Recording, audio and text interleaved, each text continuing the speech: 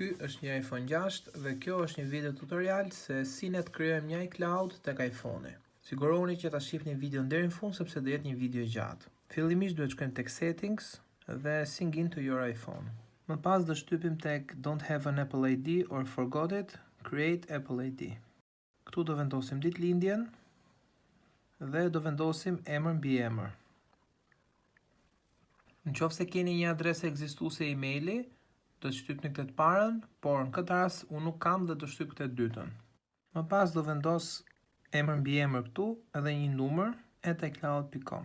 Create email address, do vendos një password. Passwordi duhet të ketë minimumi 8 karaktere, një nga gërmat duhet të jetë e madhe, duhet të ketë numër dhe një shenjë. Po supozojmë Tirana, 1-2 thurje me të madhe Tiranën, po themi. Këtu do vendosim pyetjet e sigurisë. Pasi të kemi vendosur pyetjet e sigurisë, do shtypim agree. Dhe do ju dalë kjo këtu, do shtypim OK. Atëherë, siç e shohim, hapi i parë iCloud u kriju.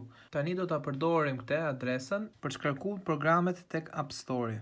Fillimisht do shkojmë tek App Store dhe do shohim të shkarkojmë edhe një program. Le ta provojmë me YouTube-in, do shtypim get dhe do vejmë adresën që sapo krijuam.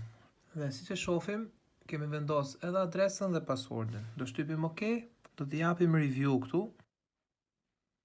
Do zgjedhim shtetin Shqipëri dhe do bëjmë agree to terms and conditions. Do japim next. Këtu do vendosim një adresë fizike, mund t'ja fusni edhe kod, por mjaft që ta mbani mend. Postkodi i Durrësit është 2001, siti Durrës, kurse këtu tek numri mund vendosni edhe kod. Dhe në moment që do t'i japim next, adresa iCloudit thot Apple ID completed dhe ne këtë tani mund ta përdorim për të shkarkuar çdo lloj aplikacioni që është tek App Store. Do shtypim përsëri get, do bëjmë install dhe do vendosim passwordin. Do shikojmë që e mori, do ta provojmë me një aplikacion tjetër Google Chrome, po supozojmë. Këtu te kjo do ta bëjmë require after 15 minutes. Do ta bëjmë require after 15 minutes për arsye sepse këtu do na nxjerrë një tabel tjetër që do thotë save passwords for free items. E përkthy me shqip, ne këtë do ta shtypim yes dhe çdo lloj programi që duam të shkarkojmë tani, mjaft të shtypim get dhe kjo nuk do na e kërkojë më passwordin dhe do shkarkohet. Dhe siç e shohim këtu YouTube-i, TikTok-u, Instagrami po shkarkohen. Edhe pse ky është një iPhone 6 dhe ka sistem të vjetër, prap mund të shkarkoj programe.